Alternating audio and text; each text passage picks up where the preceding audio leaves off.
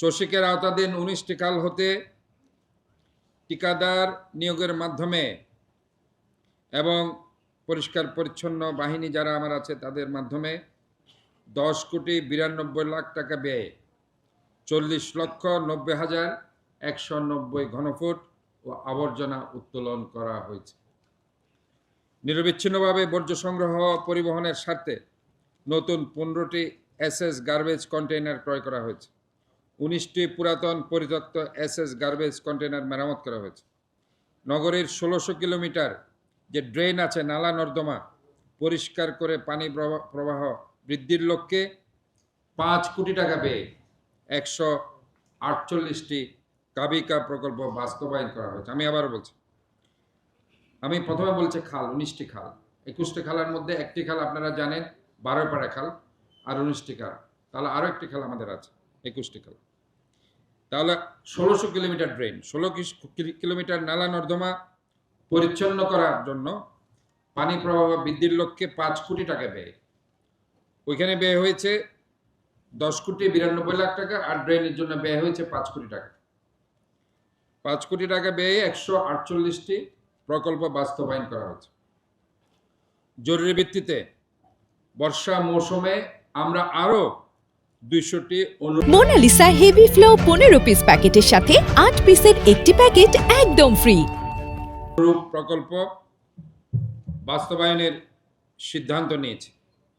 ইতিমধ্যে আপনারা জানেন আগ্রাবাদ বক্স কালভার্ট সংযুক্ত ক্রস ড্রেন সমূহ পরিষ্কার পরিচ্ছন্নের প্রকল্পে বাংলাদেশ নৌবাহিনীকে নির্বাহক এজেন্সি হিসাবে আমরা মনোনীত করেছি। এতে ব্যয় ধরা হয়েছে 2,20,00,000 টাকা। জলাবদ্ধতা নিরসনের লক্ষ্যে বাস্তবায়িত কার্যক্রমগুলোর ইতিবাচক ফলাফল ইতিমধ্যেই দৃশ্যমান হয়েছে। মুরাদপুর, বদ্রারহাট, জিসি 2 নম্বর গেট, কাতালগঞ্জ, চকবাজার, বাদুরতলা, আগ্রাবাদ, বাকলিয়া সহ জলাবদ্ধতা প্রবণ ও অপেক্ষাকৃত নিচু এলাকাসমূহ অতি বর্ষণের পরও অতীতের ন্যায় এবার একদম তলিয়ে যায় না। আমরা বলছি একদম 100% আমরা জলাবদ্ধতার কাজ করেছি, এটা আমরা বলবো না।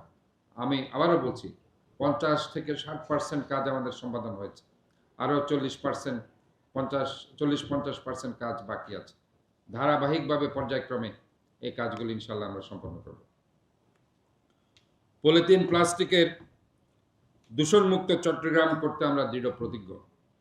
চট্টগ্রাম সিটি কর্পোরেশনের সহযোগিতায় স্বেচ্ছাসেবী সংস্থা ক্লিন বাংলাদেশ বিদ্যানন্দ ফাউন্ডেশন এরা 1 বছর মেয়াদে এমন একটা অভিনব পাইলট প্রকল্প চালু করেছেন যা এই লক্ষ্য বাস্তবায়নে সহায়ক ভূমিকা পালন করবে। দুটি সংস্থার সমন্বয়ে প্লাস্টিক দূষণ প্রতিরোধ শুরু হয়েছে প্লাস্টিকের বিনিময়ে বাজার প্রকল্প, যার আওতায় যে কেউ পরিত্যক্ত প্লাস্টিক জমা দিলে পাবেন বাজার করার সুযোগ। চট্টগ্রাম সিটি কর্পোরেশন এই সব সংস্থাকে সার্বিকভাবে সহযোগিতা দিয়ে যাচ্ছে। সমস্ত তাদের এই যে আমাদের মাঠ দিয়ে আর্থিকভাবে আমরা তাদেরকে সার্বিকভাবে সহযোগিতা করে দিচ্ছি।